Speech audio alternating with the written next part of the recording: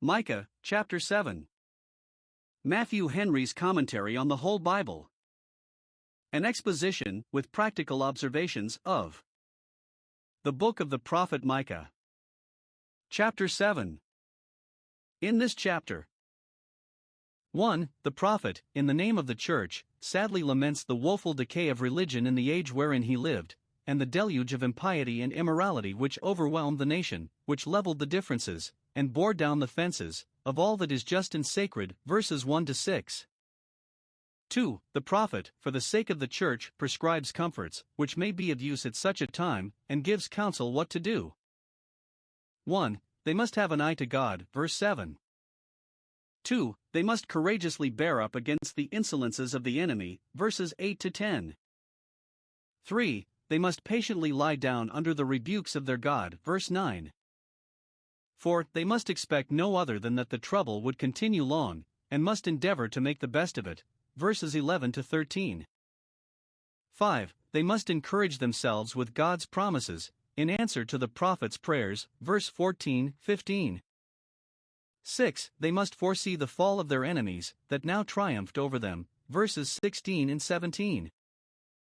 7. They must themselves triumph in the mercy and grace of God, and His faithfulness to His covenant, verses 18 to 20, and with that comfortable word the prophecy concludes. Micah 7 verses 1 to 6. This is such a description of bad times as, some think, could scarcely agree to the times of Hezekiah, when this prophet prophesied, and therefore they rather take it as a prediction of what should be in the reign of Manasseh. But we may rather suppose it to be in the reign of Ahaz, and in that reign he prophesied, chapter 1 verse 1, or in the beginning of Hezekiah's time, before the Reformation he was instrumental in, nay, in the best of his days, and when he had done his best to purge out corruptions, still there was much amiss. The prophet cries out, "Woe is me!" He bemoans himself that his lot was cast in such a degenerate age, and thinks it his great unhappiness that he lived among a people that were ripening apace for a ruin which many a good man would unavoidably be involved in. Thus David cries out, "Woe is me that I sojourn in Mezek." He laments 1. That there were so few good people to be found, even among those that were God's people, and this was their reproach. The good man has perished out of the earth, or out of the land of Canaan. It was a good land, and a land of uprightness, Isaiah 26 verse 10, but there were few good men in it, none upright among them, verse 2. The good man is a godly man and a merciful man, the word signifies both. Those are completely good men that are devout towards God and compassionate and beneficent towards men, that love mercy and walk with God. These have perished. Those few honest men that some time ago enriched and adorned our country are now dead and gone, and there are none risen up in their stead that tread in their steps. Honesty is banished, and there is no such thing as a good man to be met with. Those that were of religious education have degenerated, and become as bad as the worst. The godly man ceases, Psalm 12 verse 1. This is illustrated by a comparison, verse 1. They were as when they have gathered the summer fruits. It was as hard a thing to find a good man as to find any of the summer fruits, which were the choicest and best, and therefore must carefully be gathered in, when the harvest is over. The prophet is ready to say, as Elijah in his time, 1 Kings 19 verse 10, I only am left. Good men, who used to hang in clusters, are now as the grape gleanings of the vintage, here and there a berry, Isaiah 17 verse 6. You can find no societies of them as bunches of grapes, but those that are single persons. There is no cluster to eat, and the best and fullest grapes are those that grow in large clusters. Some think that this intimates not only that good people were few, but that those few who remained, who went for good people, were good for little, like the small withered grapes, the refuse that were left behind, not only by the gatherer, but by the gleaner. When the prophet observed this universal degeneracy, it made him desire the first ripe fruit. He wished to see such worthy good men as were in the former ages, were the ornaments of the primitive times, and as far excelled the best of all the present age as the first and full ripe fruits do those of the latter growth, that never come to maturity. When we read and hear of the wisdom and zeal, the strictness and conscientiousness, the devotion and charity, of the professors of religion in former ages, and see the reverse of this in those of the present age, we cannot but sit down and wish, with a sigh, oh, for primitive Christianity again. Where are the plainness and integrity of those that went before us? Where are the Israelites indeed, without guile? Our souls desire them, but in vain. The golden age is gone and past recall. We must make the best of what is, for we are not likely to see such times as have been. 2. That there were so many wicked mischievous people among them, not only none that did any good, but multitudes that did all the hurt they could. They all lie in wait for blood, and hunt every man his brother. To get wealth to themselves, they care not what wrong, what hurt, they do to their neighbors and nearest relations. They act as if mankind were in a state of war, and force were the only right. They are as beasts of prey to their neighbors, for they all lie in wait for blood as lions for their prey. They thirst after it, make nothing of taking away any man's life or livelihood to serve a turn for themselves, and lie in wait for an opportunity to do it. Their neighbors are as beasts of prey to them, for they hunt every man his brother with a net. They persecute them as noxious creatures, fit to be taken and destroyed, though they are innocent excellent ones. We say of him that is outlawed, caput gerat lupinum, he is to be hunted as a wolf. Or they hunt them as men do the game, to feast upon it. They have 1,000 cursed arts of ensnaring men to their ruin, so that they may but get by it. Thus they do mischief with both hands earnestly, their hearts desire it, their heads contrive it, and then both hands are ready to put it in execution. Note, the more eager and intent men are upon any sinful pursuit, and the more pains they take in it, the more provoking it is. 3. That the magistrates, who by their office ought to have been the patrons and protectors of right, were the practicers and promoters of wrong, that they may do evil with both hands earnestly, to excite and animate themselves in it. The prince asketh, and the judge asketh, for a reward, for a bribe, with which they will be hired to exert all their power for the supporting and carrying on of any wicked design with both hands. They do evil with both hands well, so some read it. They do evil with a great deal of art and dexterity. They praise themselves for doing it so well. Others read it thus: to do evil they have both hands, they catch at an opportunity of doing mischief, but to do good the prince and the judge ask for a reward. If they do any good offices they are mercenary in them, and must be paid for them.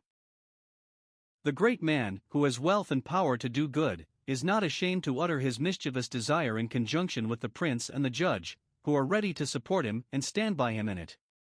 So they wrap it up, they perplex the matter, involve it, and make it intricate, so some understand it, that they may lose equity in a mist, and so make the cause turn which way they please. It is ill with a people when their princes, and judges, and great men are in a confederacy to pervert justice. And it is a sad character that is given of them, verse 4, that the best of them is as a briar, and the most upright is sharper than a thorn hedge. It is a dangerous thing to have anything to do with them. He that touches them must be fenced with iron. 2 Samuel 23 verses 6 and 7. He shall be sure to be scratched, to have his clothes torn, and his eyes almost pulled out.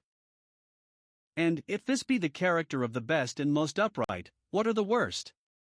And when things have come to this pass, the day of thy watchman comes, that is, as it follows, the day of thy visitation, when God will reckon with thee for all this wickedness, which is called the day of the watchman, because their prophets, whom God set as watchmen over them, had often warned them of that day.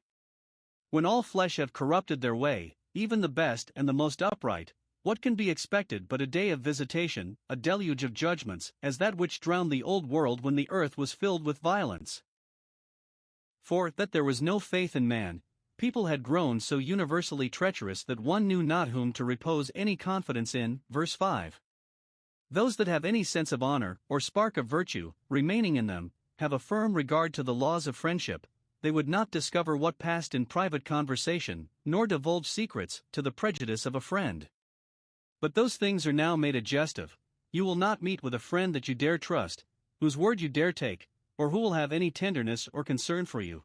So that wise men shall give it, and take it for a rule: trust you not in a friend, for you will find him false. You can trust him no further than you can see him, and even him that passes for an honest man you will find to be so only with good looking to. Nay, as for him that undertakes to be your guide, to lead you into any business which he professes to understand better than you cannot put a confidence in him, for he will be sure to mislead you if he can get anything by it. Some by a guide understand a husband who is called the guide of thy youth, and that agrees well enough with what follows: keep the doors of thy lips from her that lieth in thy bosom, from thy own wife. Take heed what thou sayest before her, lest she betray thee, as Delilah did Samson, lest she be the bird of the air that carries the voice of that which thou sayest in thy bedchamber. Ecclesiastes 10 verse 20. It is an evil time indeed when the prudent are obliged even thus far to keep silence. 5. That children were abusive to their parents, and men had no comfort, no satisfaction, in their own families and their nearest relations. Verse 6. The times are bad indeed when the son dishonors his father, gives him bad language, exposes him, threatens him, and studies to do him a mischief, when the daughter rises up in rebellion against her own mother, having no sense of duty, or natural affection, and no marvel that then the daughter-in-law quarrels with her mother-in-law, and is vexatious to her. Either they cannot agree about their property and interest, or their humors and passions clash, or from a spirit of bigotry and persecution, the brother shall deliver up the brother to death, and the father the child. Matthew 10 verse 4, Luke 21 verse 16. It is sad when a man's betrayers and worst enemies are the men of his own house, his own children and servants, that should be his guard and his best friends. Note, the contempt and violation of the laws of domestic duties are a sad symptom of a universal corruption of manners.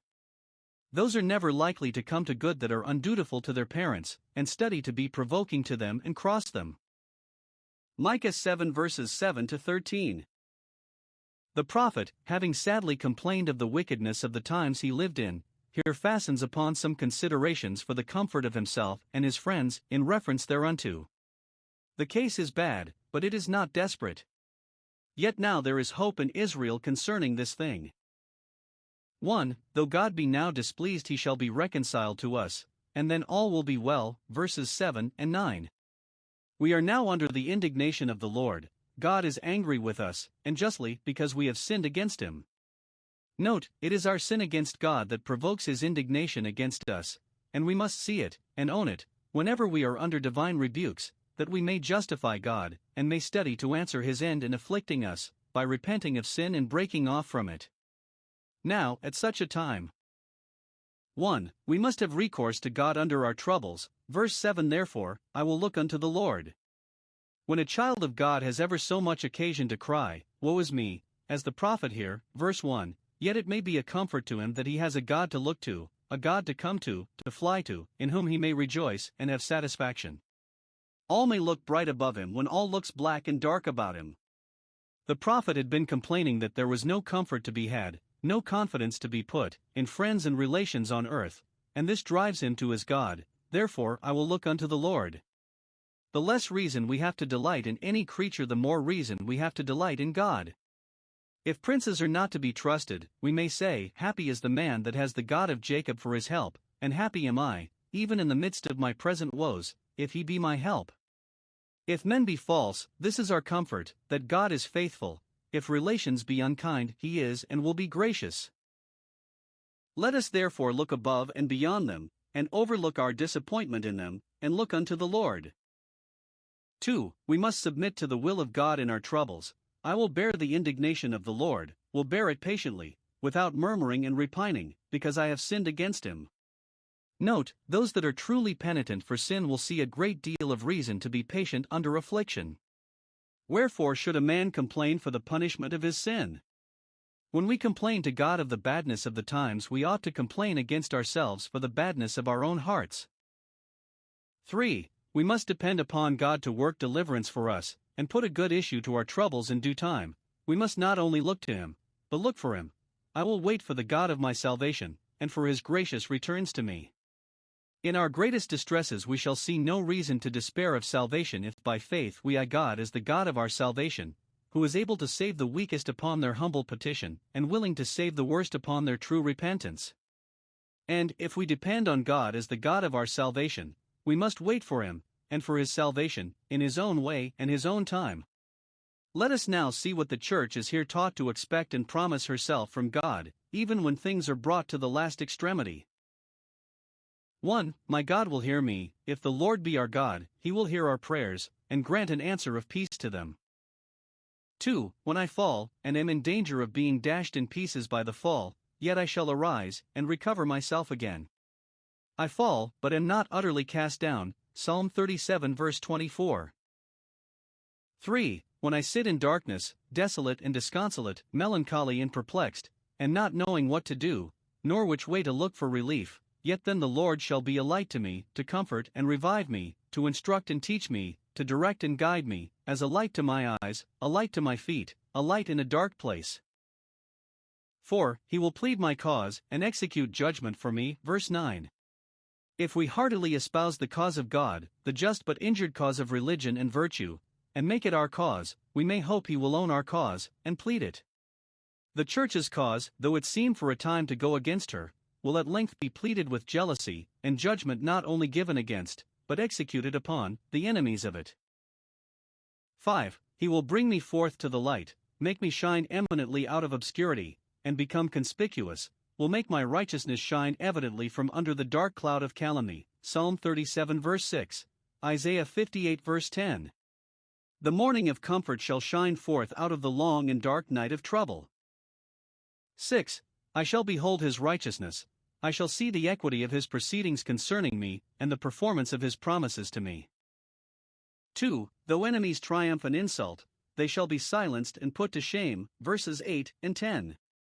Observe here. 1. How proudly the enemies of God's people trample upon them in their distress. They said, "Where is the Lord their God?" As if because they were afflicted God had forsaken them, and they knew not where to find him with their prayers, and he knew not how to help them with his favors. This David's enemies said to him, and it was a sword in his bones. Psalm 42 verse 10, and see Psalm 115 verse 2. Thus, in reproaching Israel as an abandoned people, they reflected on the God of Israel as an unkind, unfaithful God. 2. How comfortably the people of God by faith bear up themselves under these insults. Verse 8. Rejoice not against me, O my enemy. I am now down, but shall not be always so, and when my God appears for me, then she that is my enemy shall see it, and be ashamed, not only being disappointed in her expectations of the Church's utter ruin, but having the same cup of trembling put into her hand. Then my eyes shall behold her in the same deplorable condition that I am now in. Now shall she be trodden down. Note, the deliverance of the Church will be the confusion of her enemies, and their shame shall be double, when, as they have trampled upon God's people, so they shall themselves be trampled upon. 3. Though the land continue a great while desolate, yet it shall at length be replenished again, when the time, even the set time, of its deliverance comes. 1. Its salvation shall not come till after it has been desolate, so the margin reads it. Verse 13. God has a controversy with the land, and it must lie long under his rebukes, because of those that dwell therein. It is their iniquity that makes their land desolate. Psalm 107 verse 34. It is for the fruit of their doings, their evil doings which they have been themselves guilty of, and the evil fruit of them, the sins of others, which they have been accessory to by their bad influence and example. For this they must expect to smart a great while, for the world shall know that God hates sin even in his own people. 2. When it does come, it shall be a complete salvation, and it seems to refer to their deliverance out of Babylon by Cyrus, which Isaiah about this time prophesied of, as a type of our redemption by Christ.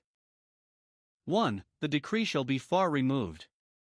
God's decree concerning their captivity, and Nebuchadnezzar's decree concerning the perpetuity of it, his resolution never to release them, these shall be set aside and revoked, and you shall hear no more of them, they shall no more lie as a yoke upon thy neck.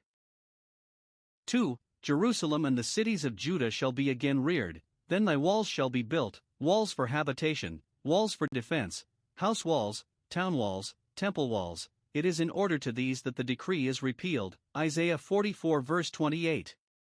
Though Zion's walls may lie long in ruins, there will come a day when they shall be repaired. 3. All that belong to the land of Israel, whithersoever dispersed, and howsoever distressed, far and wide over the face of the whole earth, shall come flocking to it again. Verse 12. He shall come even to thee, having liberty to return and a heart to return, from Assyria, whither the 10 tribes were carried away, though it lay remote, and from the fortified cities, and from the fortress, those strongholds in which they thought they had them fast. For when God's time comes, though Pharaoh will not let the people go, God will fetch them out with a high hand. They shall come from all the remote parts, from sea to sea and from mountain to mountain, not turning back for fear of your discouragements, but they shall go from strength to strength till they come to Zion.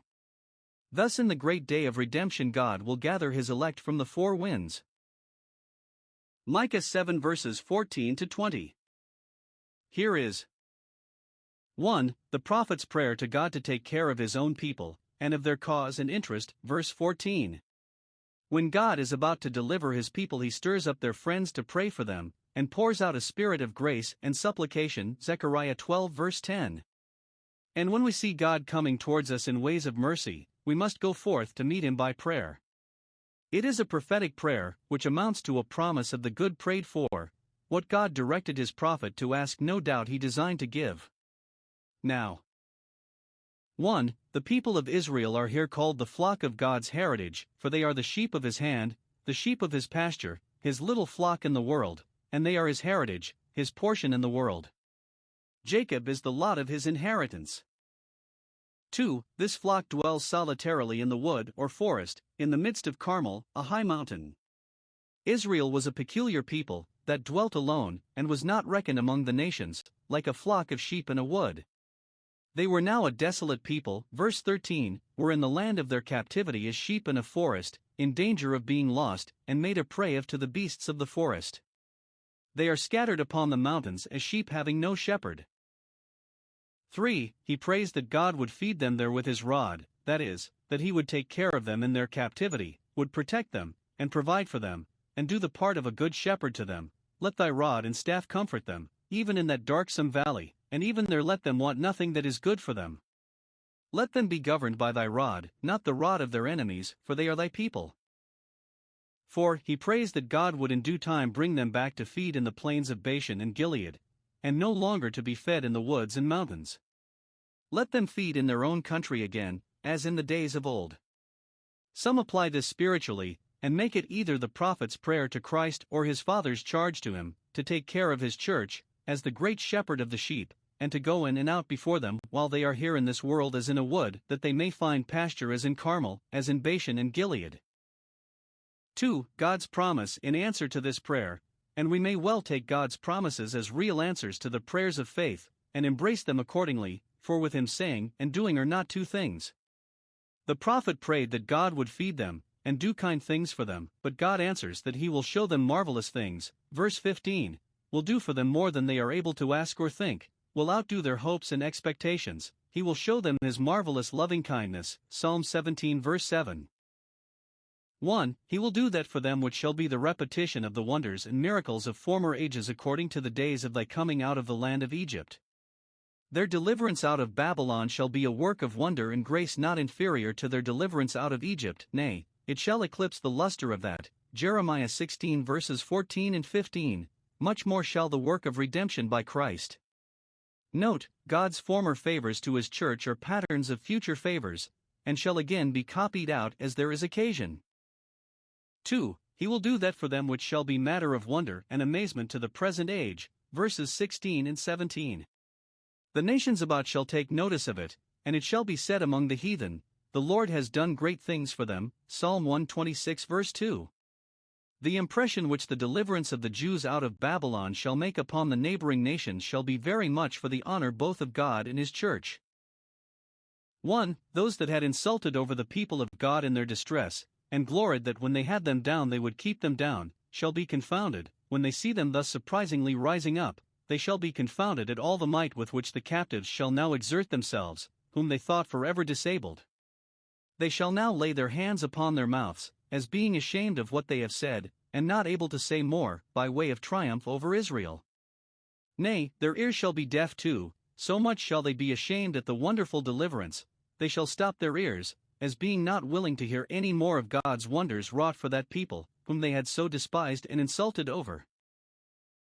2. Those that had impudently confronted God Himself shall now be struck with a fear of Him, and thereby brought, in profession at least, to submit to Him. Verse 17. They shall lick the dust like a serpent, they shall be so mortified, as if they were sentenced to the same curse the serpent was laid under. Genesis 3 verse 14. Upon thy belly shalt thou go, and dust shalt thou eat.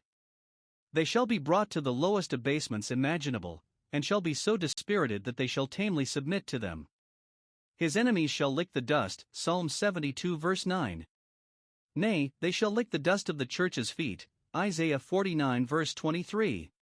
Proud oppressors shall now be made sensible how mean, how little they are, before the great God, and they shall with trembling and the lowest submission move out of the holes into which they had crept, Isaiah 2 verse 21, like worms of the earth as they are, being ashamed and afraid to show their heads, so low shall they be brought, and such abjects shall they be, when they are abased. When God did wonders for his church, many of the people of the land became Jews, because the fear of the Jews, and of their God, fell upon them. Esther 8 verse 17. So it is promised here, they shall be afraid of the Lord our God, and shall fear because of thee, O Israel. Forced submissions are often but feigned submissions, yet they redound to the glory of God and the church, though not to the benefit of the dissemblers themselves. 3. The prophet's thankful acknowledgement of God's mercy, in the name of the church, with a believing dependence upon his promise, verses 18 to 20. We are here taught 1. To give to God the glory of his pardoning mercy, verse 18. God having promised to bring back the captivity of his people, the prophet, on that occasion, admires pardoning mercy, as that which was at the bottom of it.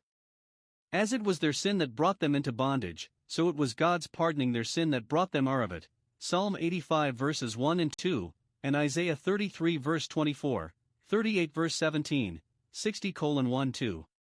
The pardon of sin is the foundation of all other covenant mercies, Hebrews 8 verse 12. This the prophet stands amazed at, while the surrounding nations stood amazed only at those deliverances which were but the fruits of this. Note 1. God's people, who are the remnant of his heritage, stand charged with many transgressions, being but a remnant, a very few. One would hope they should all be very good, but they are not so. God's children have their spots, and often offend their Father. 2. The gracious God is ready to pass by and pardon the iniquity and transgression of his people, upon their repentance and return to him. God's people are a pardoned people, and to this they owe their all. When God pardons sin, he passes it by, does not punish it as justly he might, nor deal with the sinner according to the desert of it. 3. Though God may for a time lay his own people under the tokens of his displeasure, yet he will not retain his anger forever, but though he cause grief he will have compassion. He is not implacable, yet against those that are not of the remnant of his heritage, that are unpardoned, he will keep his anger forever. For, the reasons why God pardons sin, and keeps not his anger forever, are all taken from within himself. It is because he delights in mercy, and the salvation of sinners is what he has pleasure in, not their death and damnation. 5. The glory of God in forgiving sin is, as in other things, matchless, and without compare. There is no God like unto him for this, no magistrate, no common person, forgives as God does. In this his thoughts and ways are infinitely above ours, in this he is God, and not man. 6. All those that have experienced pardoning mercy cannot, but admire that mercy. It is what we have reason to stand amazed at, if we know what it is. Has God forgiven us our transgressions? We may well say, who is a God like unto thee? Our holy wonder at pardoning mercy will be a good evidence of our interest in it. 2. To take to ourselves the comfort of that mercy and all the grace and truth that go along with it. God's people here, as they look back with thankfulness upon God's pardoning their sins, so they look forward with assurance upon what he would yet further do for them. His mercy endures forever, and therefore as he has shown mercy so he will, verses 19 and 20. 1. He will renew his favors to us, he will turn again, he will have compassion, that is, he will again have compassion upon us as formerly he had. His compassion shall be new every morning. He seemed to be departing from us in anger, but he will turn again and pity us. He will turn us to himself, and then will turn to us, and have mercy upon us. 2. He will renew us, to prepare and qualify us for his favor. He will subdue our iniquities, when he takes away the guilt of sin, that it may not damn us. He will break the power of sin, that it may not have dominion over us, that we may not fear sin, nor be led captive by it. Sin is an enemy that fights against us, a tyrant that oppresses us. Nothing less than almighty grace can subdue it, so great is its power in fallen man, and so long has it kept possession. But, if God forgive the sin that has been committed by us, he will subdue the sin that dwells in us, and in that there is none like him in forgiving, and all those whose sins are pardoned earnestly desire and hope, to have their corruptions mortified and their iniquities subdued, and please themselves with the hopes of it. If we be left to ourselves, our iniquities will be too hard for us, but God's grace, we trust, shall be sufficient for us to subdue them, so that they shall not rule us, and then they shall not ruin us. 3. He will confirm this good work, and effectually provide that his act of grace shall never be repealed. Thou wilt cast all their sins into the depth of the sea, as when he brought them out of Egypt, to which he has an eye, and the promises here, verse 15, he subdued Pharaoh and the Egyptians, and cast them into the depth of the sea. It intimates that when God forgives sin, he remembers it no more, and takes care that it shall never be remembered more against the sinner. Ezekiel 18 verse 22, his transgressions shall not be mentioned unto him, they are blotted out as a cloud which never appears more. He casts them into the sea, not near the shore side, where they may appear again next low water, but into the depth of the sea, never to rise again. All their sins shall be cast there without exception, for when God forgives sin, he forgives all. For he will perfect that which concerns us, and with this good work will do all that for us which our case requires, and which he has promised. Verse 20, then wilt thou perform thy truth to Jacob, and thy mercy to Abraham. It is in pursuance of the covenant that our sins are pardoned and our lusts mortified, from that spring all these streams flow, and with these he shall freely give us all things. The promise is said to be mercy to Abraham, because, as made to him first, it was mere mercy, preventing mercy, considering what state it found him in. But it was truth to Jacob, because the faithfulness of God was engaged to make good to him, and his seed, as heirs to Abraham, all that was graciously promised to Abraham. See here. 1. With what solemnity the covenant of grace is ratified to us. It was not only spoken, written, and sealed, but which is the highest confirmation, it was sworn to our fathers, nor is it a modern project, but is confirmed by antiquity too. It was sworn from the days of old, it is an ancient charter. 2. With what satisfaction it may be applied and relied upon by us. We may say with the highest assurance, thou wilt perform the truth and mercy, not one iota or tittle of it shall fall to the ground. Faithful is he that has promised, who also will do it.